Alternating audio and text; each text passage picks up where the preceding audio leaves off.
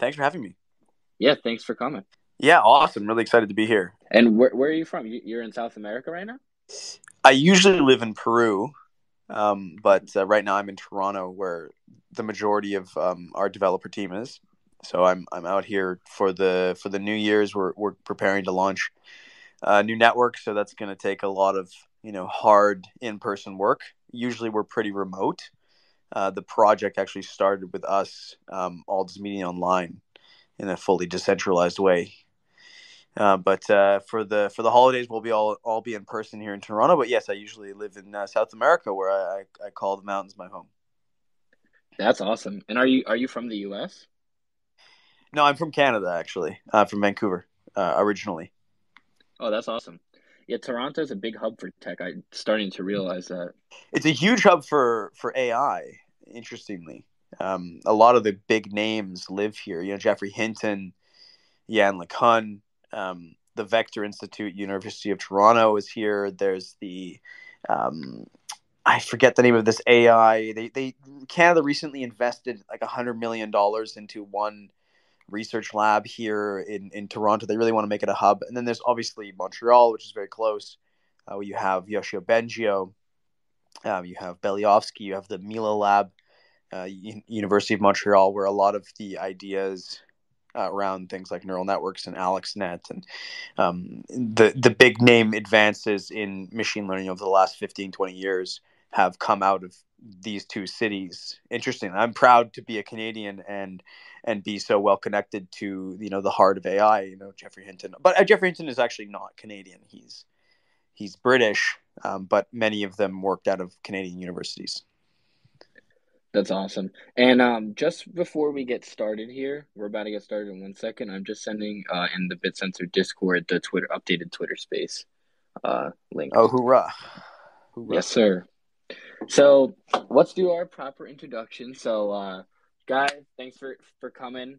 This is a recorded space, so thanks everybody for listening in. If you couldn't tune in, I have really excited to have Bittensor on. I think it's one of the best projects currently out, and one that offers a really unique twist in the crypto space. And I'm really excited to deep dive today. And with me, I have one of their lead team members, Const.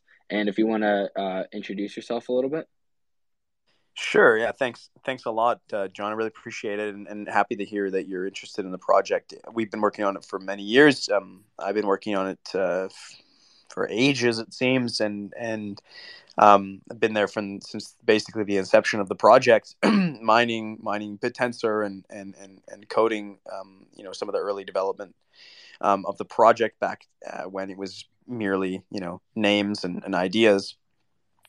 I have a degree in mathematics and computer science. Formerly, I worked at Google on large scale computer science and machine learning.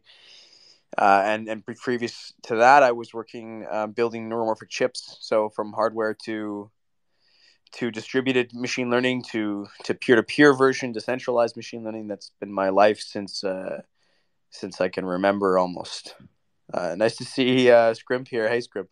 That's awesome. I mean, that's a really cool background. So I guess leading off that, so when did you get into the crypto space? I got into the crypto. Hey, Dr. M, nice to see you here as well.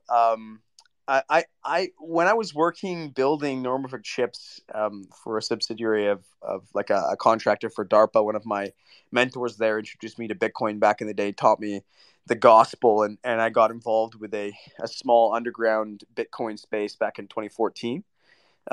Where they were teaching Bitcoin, and they had some really interesting things. They had this like vending machine that you could pay in Bitcoin, and beers would come out. That was later updated to Lightning, and there was a lot of all sorts of weird hackers down there that were Doge lovers and just weird zany people on the edge of civilization, you might say. A number of them went clinically insane years later. And these were the type of people that I remember, the cyberpunk types that were interested in Bitcoin back in 2014. And I fell in love with the space. And that's how I got involved in cryptocurrency through that. I was always quite skeptical back in 14. I really wish I hadn't been as skeptical of Bitcoin back in 2014, but I guess that was kind of my process. I think a lot of people have that process. They get introduced to cryptocurrency and Bitcoin, and they start off very skeptical, and I think that's a healthy way to be introduced into a field. But then obviously in our space, that tends to be a really bad decision, monetarily speaking. Um, so I got involved in crypto through this underground community called Decontrol, Decentral. There's some really interesting characters that you show up there. Like what was his name? Antonopoulos. What was his name? The guy. That Uh, Milo guy. yeah. No. He was he's still around today. Anyways, Vitalik also showed up there. He actually has been to that little hack space in Vancouver. And they were teaching Bitcoin, and we were just talking about it. And at the same time, I was interested in AI, so the union of those two fields, of those two worlds, was always on my mind from the very very beginning of my crypto journey. So how did you come up with Bittensor? Or when did you start thinking about Bittensor? Well, I mean, I got involved with a number of people that were working on Bittensor. So I was one of the main people that was involved from the beginning. There's Ala Shib, there's Taco, there was Yuma. There's the people involved in Bittensor. That I can't say that I had the idea. Mm-hmm. Myself, and it was also floating around in some of the AI circles. How can we build digital currency style computation? How can we incentivize the creation of AI um, at the internet level?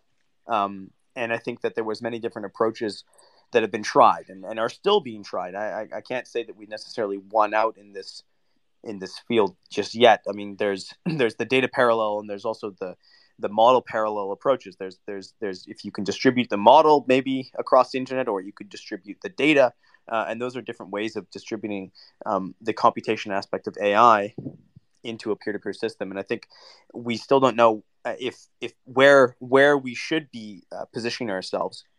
I think as a space, obviously, I have my own opinion. I think that what we're doing with Bittensor by distributing the data and growing the model horizontally is the way to move it. Funnily enough, we'll be talking about this a lot at Neural IPS next week. There'll be a large number of researchers debating such topics about which way should we scale AI into the internet domain.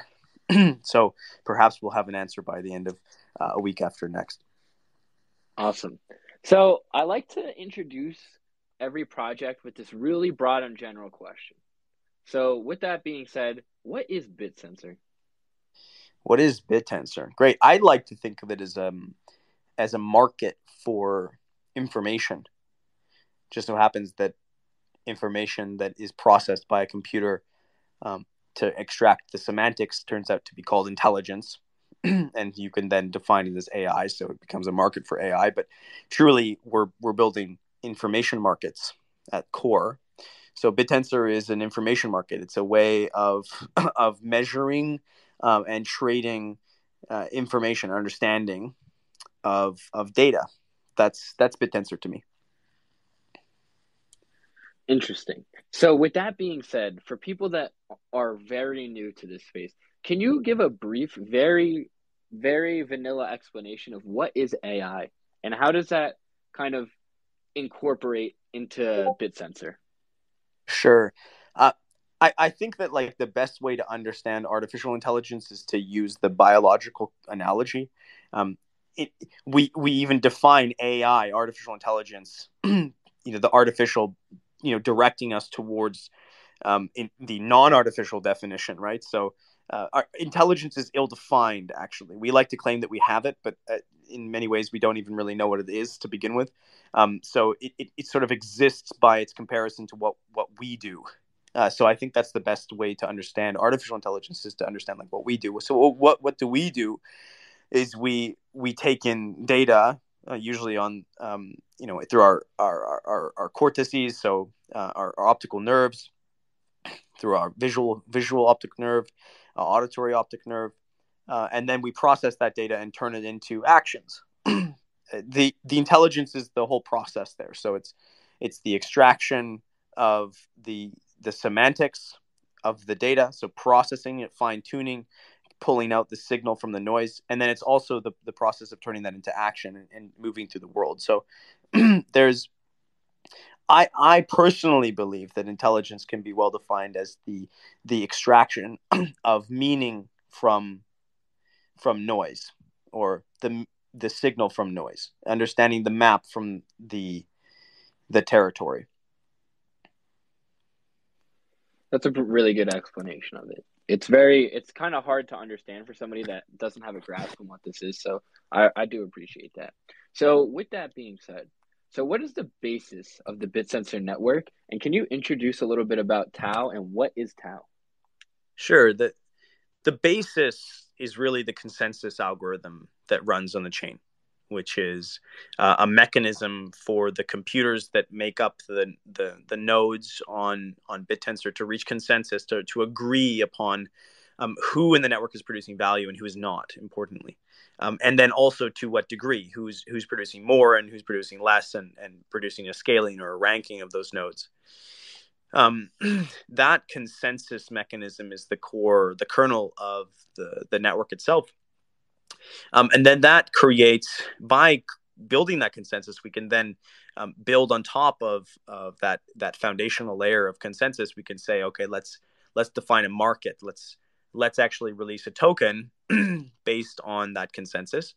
In the same way that in Bitcoin, there's consensus around in the nodes around who produced the last block, and then that person is allowed to mint a token. We can do something similar in Bittensor, where there's consensus around who's producing value, and then we can distribute tokens in a similar minting process to Bitcoin to those computers, thus creating a competitive and incentivized mechanism for the creation of machine intelligence. So if they're evaluating the production of information, the production of understanding, then that distribution of value to the people that are doing that better creates an incentivization mechanism that creates a market, a way of incentivizing and turning the swarm into a organized cluster of self-interested individuals working together collaboratively to produce something. So that kernel, that's the basis, to answer your question.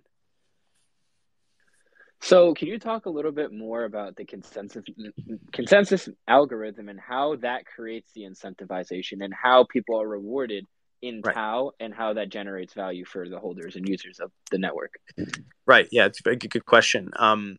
So within the subfield of AI, which is a field of computer science, there is a subfield within side of AI that is the understanding of language, which, in order to understand language, you need to be able to understand the semantics of things that are being said. So that's producing representational understanding from a sentence, taking a sentence and projecting it into a numerical representation where the meaning has been extracted and the noise has been cut away. The validators within Bittensor are effectively determining whether or not the computers in the system can do that.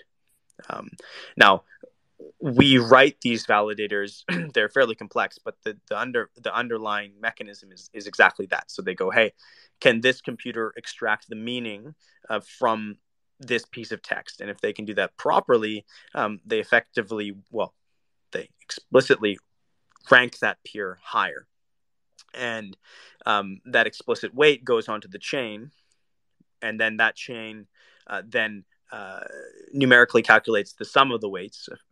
It's a little bit more complicated than the sum of the weights. We use a consensus mechanism to determine if there's peers that are cheating and are outside of consensus, and whether or not those weights can be trusted and things like this. But the core mechanism is that the validators rank the peers based on how well they perform at understanding or extracting the meaning of the text. That's our current Bittensor 1 network. Those weights go in the chain. Then the chain distributes tokens. Okay, so with that being said, how one of the more attractive parts about the Bittensor network is the lucrative profitability about being a validator, or there's no miners in this case, right? Sorry, what do you mean? There's no miners?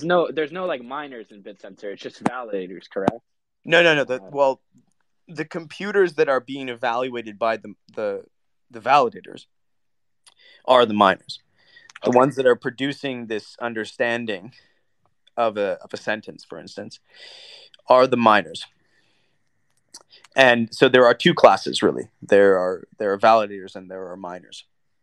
We call them servers sometimes synonymously because in a way they serve a machine learning model, they serve an aspect of the machine learning model. And how does one get involved in that? How does one become a validator? How does one become a miner and get involved with the network? Well, you can enter the network at any time. And the way that you do that is you solve a proof of work with your machine, which requires a little bit of computational power. And will maybe not too little anymore. Requires solving a computational problem to prove that you have compute behind your endpoint. At that point, you can be a validator or a server. It's really up to you. Any peer can validate, and any peer can mine. Dr. M and Scrimp are laughing because they understand that that process is actually a lot more complex and difficult than than I'm making it sound. There's a lot of competition to get into one of those slots, and so that actually turns out to be one of the things that we talk about in the Discord. More than maybe we should like. I So, was but gonna. Uh, yeah, go on, John. what I was gonna say is, yeah. So not. So isn't there like there's like it's kind of hard to become this in this position. You actually have to do stuff, and like you said, with the computer power. So Yeah, what would one need in order to solve this problem and even to get started? I, you time and a GPU effectively. You need a computer to mine Bittensor, and in order to solve the proof of work, which is like this initial step into the network, you need a GPU which can do the hashing algorithm fast enough to outcompete the other people that are trying to enter the system at the same rate as you, or the same time as you. Pardon me. So so once you get into the system, then you begin to be evaluated. The other validators will pick you up. They go, okay, this guy's here. Great. Let's see how well he can perform. Then over time, if you perform well, the tasks that this validator has asked you to perform, understanding text, you will stay in the network. Hopefully. Now that really depends on the competition of the system. There's 4,096 UIDs right now. It's a quite tight network, and so you have to beat out someone else. And that person that's pulled out is the peer that has the lowest incentive in the network. So this is what makes it hyper competitive in a sense, because in order to be part of this network, you need to beat out somebody else who may be, well more versed in Bittensor mining than yourself. I mean, here you go. We have Scrimp here, who learned by herself with very little computer science understanding how to mine Bittensor from the early days, and she's now an expert, I'm sure. Yeah, that's what's super interesting about the network is that it's really anybody can really get in, and it's the more knowledgeable people. I have a friend that he's not in this space now. My friend Justin, he's been mining Bitsensor, and he's the one who showed me it. And he was saying that it's like super profitable, and that's what really got me interested because I think that the nature of the tokenomics of Bitsensor allow the price kind of to go up, and I think that it's really interesting on the tokenomic side. So that's my next question is can you speak a little bit about the tokenomics of Tau? Yeah, sure. We we imbue the token with value by making it the key to the lock, which is the network. So if you want to query the work that's done by these miners, you need to hold Tau. So that's what imbues it with value. Um, I can't speak too much on the price of Bittensor, whether or not it's low or high. Absolutely. Um, but it exists there as a value holding token because it's what gives you access to the system. The tokenomics we attempted to be fairly conservative with it. We just picked 21 million, same emission cycle as Bitcoin. I think that to a certain degree that's fairly arbitrary. I'm a believer in markets. Like whatever we would have picked, there would have been a market equilibrium that was created. But I think that people understand that emission curve well, and on purpose. There was no minting to the foundation or any of the early developers because we really wanted to make sure that the token was non-fiat, that every single Tau that exists, holds the value of the work that the individual put into it in order to while mining into Bittensor. So tokenomics is fairly simple. So if anybody understands how Bitcoin works, they'll understand how Bittensor works. It's really not much more different than that. That's super interesting. I like that. I like projects that kind of. I feel like what's unique about Bittensor is it's kind of like it's an OG project, but it's new in the sense that its fundamentals are kind of what represents the old crypto value. And this is where I think the crypto space is heading. I think that we're gonna go back to our values, as a space. And with that, right? Yeah. Um, where do you see Bittensor being in 5 years? Well, I hope it's a project that's absolutely alive and thriving. I think that the way that I understand these communities, cryptocurrency spaces, that effectively we're these nation states, and we're full of these different types of people that are all incentivized by the same mechanism to promote the project, to make the project successful, to work, to mine into it, all these things. And I hope that we're a very large, thriving community of engineers. We train our people through the mechanism, right? This speaks to the idea that anybody can participate. Anybody can get better at mining Bittensor. You don't have to have a degree in computer science. It's like there's this kind of gamification. It's like a video game in a sense. Like anybody can play Call of Duty. Anybody can get better at Call of Duty. You don't have to go to school to become a Call of Duty player. It's the same thing with Bittensor, and I hope that we drive that aspect of the project to a much larger group of individuals. It's always really exciting to see the type of people that are coming in. More and more we're getting more classically trained people that are interested in developing the project and really teaming up with others and building like really high quality, high scale, high performance computing systems. And that's really cool to see. So we're a collective of companies, really. And I think that's where we'll be in 15 years, where we have some really hardcore mining teams, some really hardcore mining companies at this point, working inside this this mechanism, distributing funds to people in a fair way, hopefully, and being competitively selected to produce value for the network.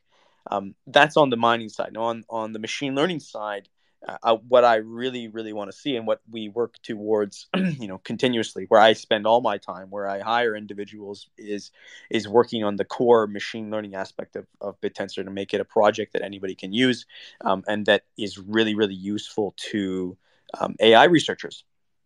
I love this technology. I get a lot of value out of it. I'm excited to use the computation that's at my fingertips because I hold Tau, and I want to make that very easy to use for people. I want to build out the technology, the tooling, so that other people can use it as easily as me. And at that point, build an AI company, a pretty classic AI company on the other side. So there's a sort of a two-sided market in Bittensor. There's the miners, which are quickly becoming organized in order to maximize their inflation of Tau. Then there's the other side of the system where there's the people that have Tau and they're trying to maximize the value of that token that they're holding.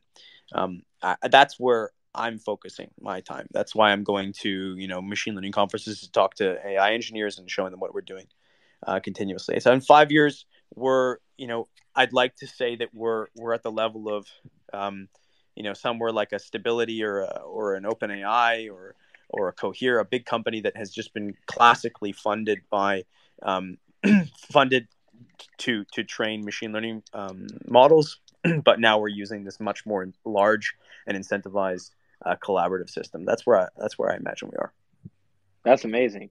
And okay, so for somebody that literally knows very little of Lex Friedman level podcast about AI, Yeah. how does Bittensor benefit these AI researchers, and how can they use that? Because I feel like we haven't covered that enough, and that's an extreme use case. And a lot of cryptos that we see don't really have use cases like that. So I'd really like to hear a little bit more about that. Yeah, that's a really good question. It really comes down to the core technique for that Bittensor is built on top. So we're built on top of what's called a mixtures of experts, and a mixture of experts is a type of machine learning model. It's a neural architecture where there are a large number of different components that understand a small aspect of a greater problem, and then you can unify those smaller components. The value proposition to machine learning engineers is the ability to broadcast into this large peer-to-peer network and extract an incredibly diverse and also pre-computed, because you're not doing the computation. The computation is on the miner side. So to broadcast into this network and get a whole bunch of computation done for you on your inputs, and then learn who you want to talk to in order to understand your problem. So, for example, a project that you might know is Cohere or OpenAI, and they build GPT-4 or GPT-3, and Cohere has their own language models, or Stability AI has their endpoints that you can query. Bittensor is a collection of those endpoints. It's a swarm of endpoints. It's Cohere times 4,009. It's a whole peer-to-peer network that's incentivized of nodes, of endpoints, of miners that are producing value like these companies. We're like the broad version of these API endpoints that are produced by like standard classical AI companies. So we provide, speaking from just a purely like corporate vantage point, we're the same thing to the customers of those companies. We're this endpoint, but it's a large number of endpoints that you can query to extract value, and that's why a lot of the work that's going to happen over the next couple of years is going to be smoothing that process. We've worked so hard, really, on the mining side to make sure that we understand the system, we can train it, we can move it. What are the miners properly being incentivized? The other aspect, like the continual aspect, is okay. Can we build this out like we were a classic company, that there was nothing fancy behind our endpoint? We obviously have something fancy behind our endpoint. We have a peer-to-peer network that is that is incentivized, and there's the whole flip side of the project. So we've had to focus on that. But over the next couple of years, I really want to focus on the more just classical. Hey, pip.install Bittensor, query in to get your representations from your text. To have the same fidelity, ease of use that these classical AI companies are producing. That's super interesting. Yeah, that was really easy to break down for somebody that literally doesn't really understand the AI. So, with that, another question that I have is Tau a P2P network? Is it like, is it P2P? Yeah. Peer-to-peer usually means that each of the endpoints is run by an autonomous individual organization. Yeah, that's what I'm referring to. Yeah, so we don't control the endpoints. They're run by individuals, rather than say like a non-peer-to-peer system would be like Google, which is run by a single institution or a single organization. Bittensor is the product of a whole group of individuals that run nodes, maybe more than one, and then the collection is the network itself. So it's peer-to-peer. It's core peer-to-peer technology. Yeah, that's really interesting, because I think it adds a level of decentralization where it's kind of hard to have decentralization, but I feel like that at least adds a level to it. There have been some criticisms of us that we integrated too strongly with a blockchain, because we're a peer-to-peer network with a blockchain in the center, right? And that's like another layer. So we're not just a pure peer-to-peer network. A really great project is HiveMind, something that I've actually worked with a great team from Russia out of Yandex. They built HiveMind, which is like a kind of like Bittensor without a blockchain, and they're very, very, very peer-to-peer. So, but there's no incentivization layer at all. It's like totally like SETI at home, folding at home ethos for AI research, and I always like to promote them because I think they did a really, really great job. Also in a kind of different thread, or different like a different hierarchy in the space. Yeah, that's super interesting. I haven't heard of that project actually, but I'm definitely gonna check it out. The next question I wanted to go to is, can you speak a little bit about the Bittensor team and who's on the actual team? Yeah, sure. So there's a number of individuals that we've pulled from the community. We one of the greatest things I think about incentivized protocols like this, and the fact that we didn't do a pre-mine, is that we just hire from our community because they all have equity already, and they're incentivized to work with you already. So we have some. We have like 4 or 5 individuals that have pulled from the community, some really interesting, really intelligent people that are machine learning engineers that just you know, fit our world perfectly, and we pulled on. Um, then there's a couple engineers we pulled right out of university that had like no experience with AI, and then we've turned them into like our core team. I won't name names. There's no point in doxing them. Of And course, but that's we have a all I team. mean. We have a team of about 15 engineers, and that's growing slowly and methodically. We're not in a rush to expand too fast. We always need more engineers, though. If anybody knows any really great engineers, data scientists that are curious to work with us, we would love to speak with you. We work remotely, and then partly also from Toronto. So like the hub is in Toronto, but I'm in South America. We have people in South Africa and Europe, in the United States and Canada, and yeah, that's about it. Awesome. So, can you speak a little bit about the roadmap for the upcoming year?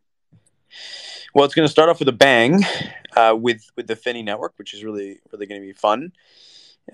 That's going to open up many avenues for us in terms of development into the more classic, decentralized ecosystem. Building things like dexes and smart contracts on Bittensor to integrate with other types of tokens is going to be possible because we push into Polkadot. That's going to be a whole push. Now, from a development perspective, we kind of want to see the community take on some aspects there, because at this point we really do become connected into an ecosystem we don't control, and people can use Tau on different chains and things like that. And it's gonna be really interesting to see what the community does there. We want to stimulate that. That's gonna be the big initial push. Now, the the movement to understand and train state of the art machine learning models on top of Bittensor is going to be a continuous thread, and we're never going to stop doing that. I think it's there's just so much research that we can do on top of this system that we want to carry out, and that will be the majority of the work that we do as a company, really. Now, there's the data science aspect. There's understanding this chain and how it progresses through time. There's the expansion of the fine tuning of our consensus mechanism. There's the adding of new networks on top of Bittensor sub networks using images, not just text. Potentially, time series. That's all on our roadmap. There's a potential centralized exchange, a listing that we're not pushing that could happen from our community. We're not so sure. There's expanding the chain itself to make it more performant and the more UIDs, and then making the miners better, and on all these things are ongoing. And I really think that we only just scratched the surface of what kind of innovation we can build in this new domain for AI, and I'm really excited personally. I'm really excited about what the general AI community will say when they can see a lot of what we're doing. We can begin to push out benchmarks and results that will interest them, in a more academic setting. Awesome. That's really exciting. I really like to see Tau on different chains, and I think that one of the biggest questions from the community that I've seen is just like, when is it going to be on an exchange or a SEX? And I think that was a Yeah, pretty good answer to that question. I think that was a little bit alpha right there, guys. So yeah. We now I might speak to this point, like the foundation itself doesn't promote centralized exchanges because we can't, and I think it would be irresponsible of us to do that. It it's it's right for us to stay straight and narrow on the core you mentioned, like the core philosophical foundations of the space, right? Decentralization, exists for a reason. And if we forget about the importance of decentralization as a space, we're straying very far away from why we're here. So we like to focus on those core philosophical directions as a project and as a team. We want this project to be decentralized. We want to make sure that things like the pseudo key are not just held by a set of individuals, which just happens to be the foundation. We want to make sure that the project cannot be taken down, right? It's censorship resistant. It currently is censorship. It's censorable. Definitely is censorable in its current state, and that's not good. And if we don't move on those aspects of the project, we're doomed to fail. And the last little while in crypto with the FTX explosion and things like this really, I think, should bring us back to the roots of what is important here. The fact that there are enemies to this space, there's enemies to our projects, and we need to focus on defensive technologies and not get carried away with the expansion of prices and be so gallivant and excited and price focused and things like this, when really what we're building is a completely new ecosystem of finance, and that's what really we should be focusing on long term, and that will be what wins the day. And speaking to that, I mean, guys, shout out to everyone who's still here after the FTX situation. I don't know if that was the true capitulation event, but my God, has crypto Twitter lost probably a lot of people, and it's given us a lot of bad name in the space. So that's what's really interesting about the crypto space right now, is that so many people left, but the only people that are here are the ones that are truly passionate and the ones that are continuing to build and that are in it for the tech and that were here before the prices, right? Yeah. Like, Yeah, like me exactly. personal, like Yeah, yeah, crypto nirvana, right? exactly. Yeah. And like, and speaking to that, I kind of want to hear what your thoughts on the FTX situation are, coming from somebody that's high up in a project. What are your thoughts on just the situation and the impact that it has on the space? I'm an optimist. I saw the 2014 crash. I saw the 2017 crash. I've now seen this crash, and every single time, what happens is that you trim the fat. There's people that come in here and they're just here because they want to make a lot of money, and they sell scams and they soak up some money, and it really sucks, and I'm really sorry for people's losses, but that's the learning process of life. Like, you need to have the bad days, in order for the thing to truly grow, right? It has to be, we're anti-fragile, right? And Taleb's not a big crypto guy, but his ideas actually do define us in many ways. These tumbles, these bear markets are what make the herd stronger. It's what brings us back to the core foundational ideas and philosophy of the space. It's what gets out the loud people and lets the more quiet voices take the floor. I remember back in the 2017, there was like up in the building, the build up in 2017 in this crypto space I was hanging out. There would all of a sudden it's all the crypto bros, like here they are, they want to sell you your new coin, and I just remember after the crash being so happy that they were gone. Now we can actually talk about like legitimate stuff. So that's where we are right now, and it's great to be surrounded by people that they're really here for the right reasons, and this is where we build things. This is where we actually make real progress. So I don't see it as too much of a bad thing, and obviously FTX was an example of he was antithetical in every way to what cryptocurrency is about. He was selling a fiat currency. He was a bank.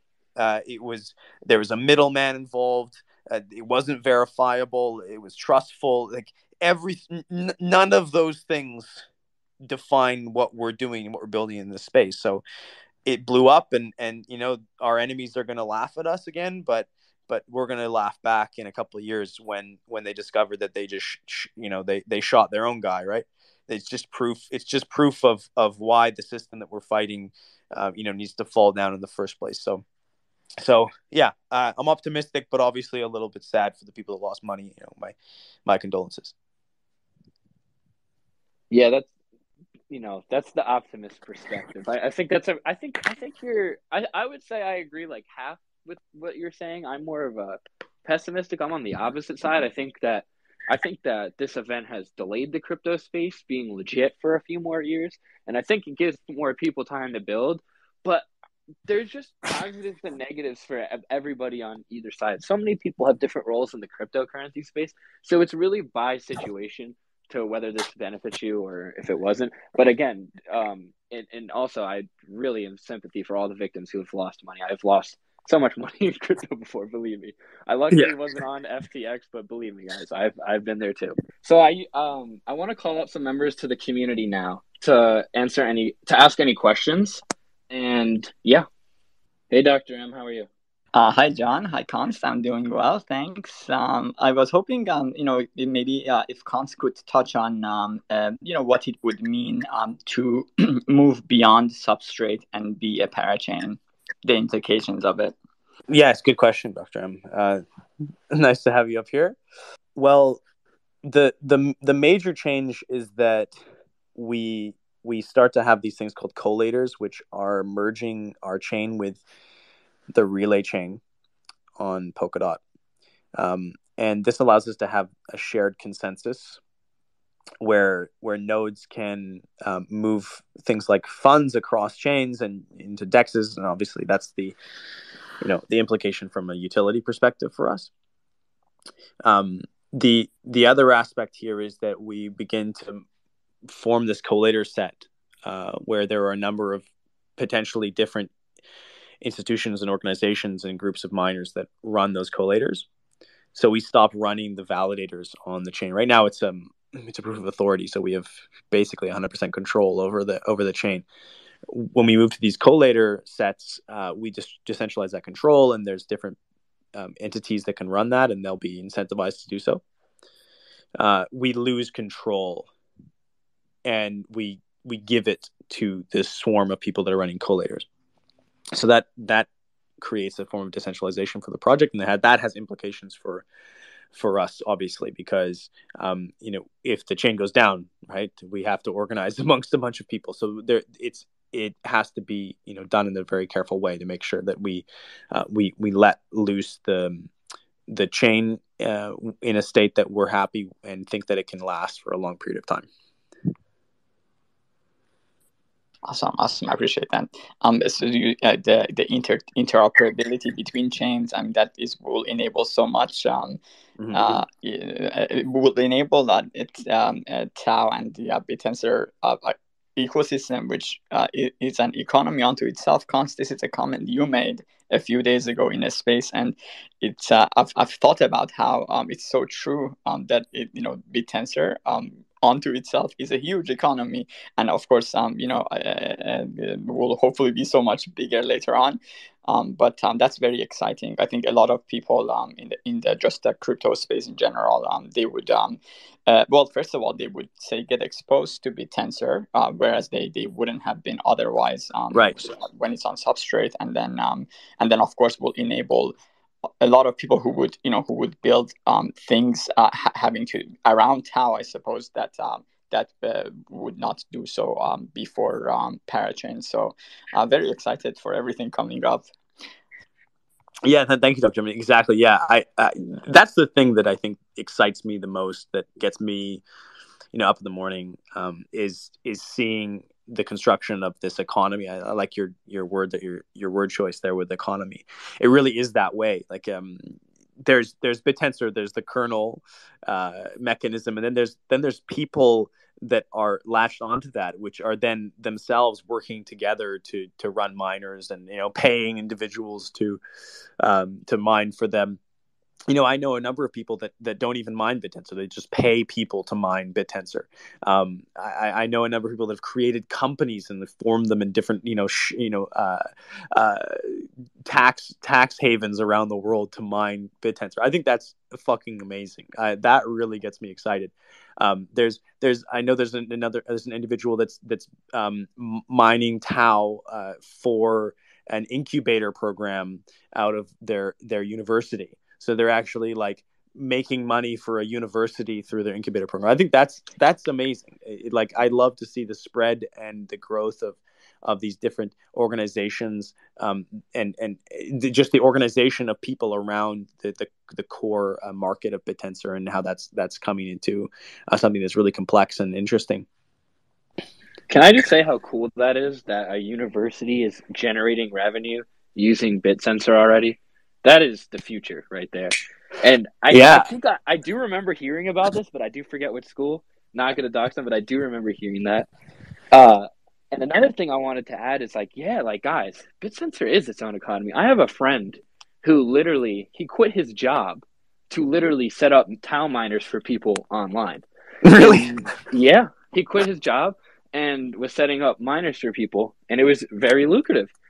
And that's where I first really took an interest in tau, and I was really interested because I thought of it as an economy, because I was like, this could be a really interesting thing just because of that itself. But with that, I'm going to take the time to self-show Bit Business real quick, which is my business.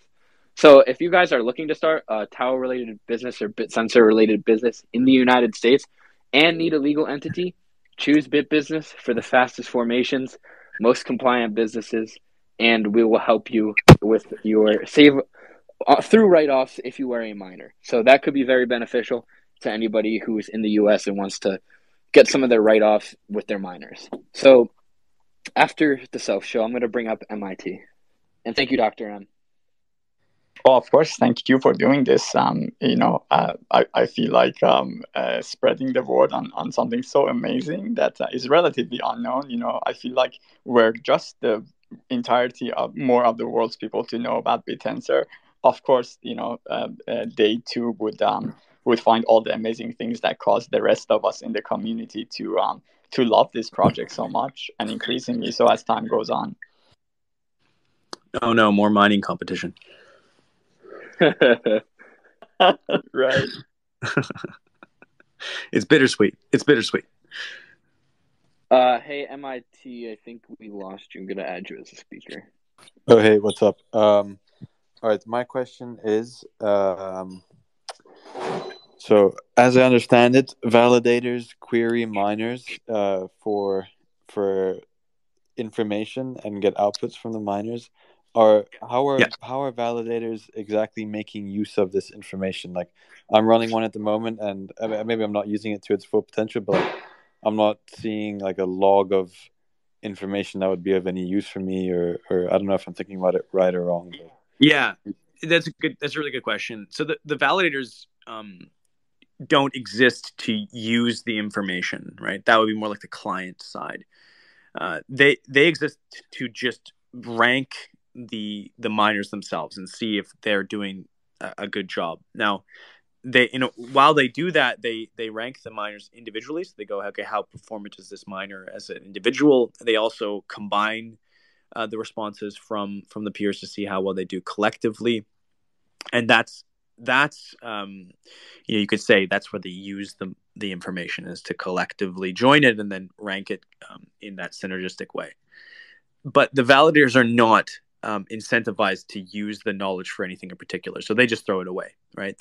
In fact, they purposely erase their models periodically so that they have a continually updated and fresh perspective on the network. If they were to sort of train to a local minima, or like converge onto a particular perspective, then they would not be dynamic enough to pick up new models that are coming into the system. So they purposefully eliminate the work that they've done in learning who's valuable in the network over time. So that you could say that would be the product of a validator, and they just throw that out so that there can be more dynamism in the system. It's the clients that would sit behind the validators. For instance, we have a key called Tiberius, which is the largest key on the network, and it's used by the foundation for doing machine learning experiments. That's a validator. That actually has a validator key. It has tau. It's validating the system. But because that key is validating, it gives the clients, the foundation, the people that in the company in Toronto, the ability to query the network at high fidelity, to make a large number of requests and get those responses out really quickly, to the chagrin, to the disappointment and sometimes anger of a number of people in the community who find that those queries disrupt their mining. But the only reason they're able to do that is because that key is validating. And so to answer your question very specifically, the validators don't produce anything. They just check to see that they could be producing something from it, if that makes sense. Yeah. Thanks for the answer. And another question is, so I'm also trying to wrap my head around. I've heard this analogy of Bitcoin being a supercomputer because you sort of harness the computing power from like nodes across the world. Yeah. Oh fuck! My alarm just went off. Oh my god. Wow, bad time. Okay, sorry. I'm half deaf right now, but so my question was, so that Bitcoin sort of harnesses this computing power to sort of create this never mind. But Bittensor uses decentralization and the power of having like many nodes to sort of process more complex models. But do I have that thinking right? Because I'm sort of struggling to see, right now miners are already the best GPUs like A6000s, A100s that are sort of accessible to most people are the models you're able to run on them are becoming too big, and we're at such an early stage still. Yeah. And like, how is that? And does multi GPU solve that whole issue? Because I'm not seeing how. Because right now it's all done on like a per miner basis, and I don't see how we're using the collective computing power to run complex models. I don't know if that makes sense. Yeah. So there was a couple things in that question. Yes, multi GPU will probably exist at a certain point. I know for instance that there are people running like a DGXs now on Bittensor, which are like huge compute clusters with like multiple GPUs, like 10 to 15 A600s, right? Big IPU cluster units, things like this, like graph cores and stuff, are coming to Bittensor now. They're individual. The nodes are individual, so they're not connected laterally, right? Sorry, not laterally. They're not connected horizontally. They're connected through the client. So it's the client that combines the responses from the miners, and then uses that combination to create a model that is the collection of the miners on the network and itself. So it's like think of it like a bit like a pyramid, right? There's a fan out. So you send the message to a whole bunch of nodes in the network and you get the responses and you join them. That's the mixtures of extras model I was talking about at the beginning of the call. The idea of distributing or dividing, conquering the problem, and then joining the result. So Bittensor is one model from that perspective. The individual models are just components, aspects of that larger model that we join at the validators and at the clients to see how performant the entire system is together. So from the perspective of an individual miner, it seems like they're just running a single node, and that node is not part of anything larger.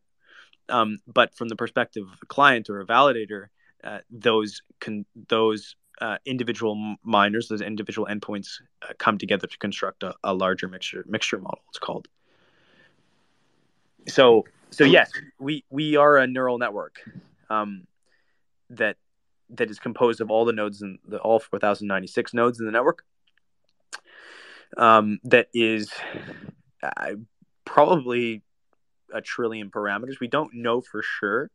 We know for sure that it's more than 300 billion, but we don't know if it's larger than a trillion yet. That's kind of the black box aspect of Bittensor. We can't really determine, but some people have Prometheus on, so we can know how big it is, and that's it's greater than 300 billion.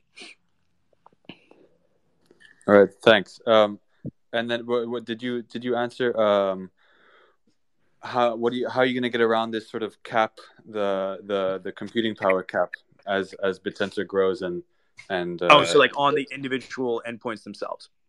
Yeah, well, like just from personal experience, like I have like a A6000, A100, and I can maybe fit a couple of models, but as this token sequence length grows and other parameters grow, and the demand grows, multi GPU is the answer. Okay, yeah, so that'll sort of fix everything. And would the near term, be able to coordinate across Like, so not only personally having multi GPUs, but coordinate across other nodes. Yeah, that's a really great expansion to the protocol. You could think of it as like almost like pooling, right? Yeah. And that's something that we've looked at a number of times. The people have asked for it. It's just sort of like a development challenge that people need to do themselves. Now, we've thought of various ways of doing it. It nests itself underneath Bittensor, so it's not core Bittensor. It's like Bittensor would exist at a higher level, and somebody could come up with a way of pooling, and that wouldn't actually be integrated in the core technology. It would just be something that's built underneath it. It really comes down to someone designing that system. Now, if you learn Torch, the language Torch, which is what Bittensor is built on top of, it's a Python library for doing distributed machine learning work. It in Torch, like at the core of Torch, is an API for building distributed machine learning models. So you can have models that are run or inferenced across multiple GPUs. It's just a matter of time before somebody builds that. And in a way, I'm kind of hoping that the community does it, because it really just would be as simple as getting somebody that knows how to write code in Python and Torch to just take a look at what we do with our server and then distributing it across multi GPU. We do this stuff. We write additions for the miners, but the way we think about it is kind of like we should probably be putting most of our effort at the client side, because the innovation on the miner side is incentivized already by the foundation, right? Or by the protocol, pardon me. So there's already a reason for people to go out there and design miners that run across multiple GPUs, and there's not so much incentive for people to build like client facing technologies, because that's not being incentivized by the inflation of Tau yet, or likely ever. So, anyways, that was a long-winded answer to your question, but yes, the answer is that you'll be able to run larger models across multiple GPUs, and that's all very possible with inside Bittensor, and that's the answer. I mean, you can scale as much as you want, so you can run 100 billion parameter model across 50 GPUs or whatever, and that's how people will scale at that level. Awesome. Thanks for the detailed response. Yeah, no worries. Thanks, MIT. It's a great question. Thank you. So with that being said, I think we're going to wrap it up here. So Const, do you have any final thoughts or wrapping up remarks you'd like to share?